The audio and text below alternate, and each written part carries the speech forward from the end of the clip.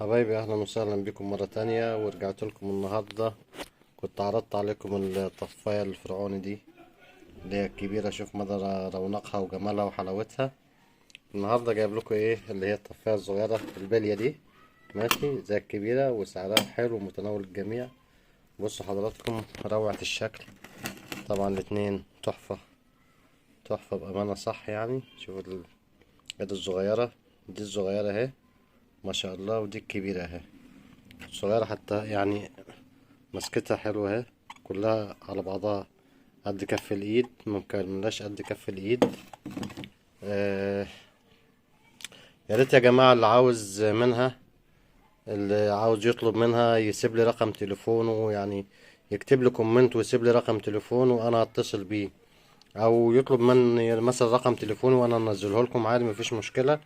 واللي عاوز حاجة منها يتكلم، وانا مفيش اي مشكلة، مفيش ادنى مشكلة عندي. الطفاية عبارة عن تحفة لو اتحطت في مكتبة اهي، زي ما انتوا شايفين اهي. الزخرفة دي الصغيرة وادي الكبيرة اهي، ماشي. بتفتح وتقفل اهي عادي، مفيش مشاكل اهي، ماشي. ادي الصغيرة ودي الكبيرة ده اهي، منظر من بعيد اهو. اللي عاوز حاجة يقول لي عليها. ولو عجبكم الشغل يا جماعة، دعمونا بلايك وشيروا الفيديو كده وبتاع يعني. مش بسوق حاجة وحشة، بالعكس انا بسوق منتج انا بعمله، وشرفني ان انا بعمل منتج حلو وكويس زي كده. واللي برضو في النهاية اللي بشكركم وشكرا جزيلا. لو عجبكم الفيديو يا جماعة ما تنسوش تعملوا اشتراك للقناة وتدوسوا لايك وكتر خيركم وشكرا جزيلا ليكم.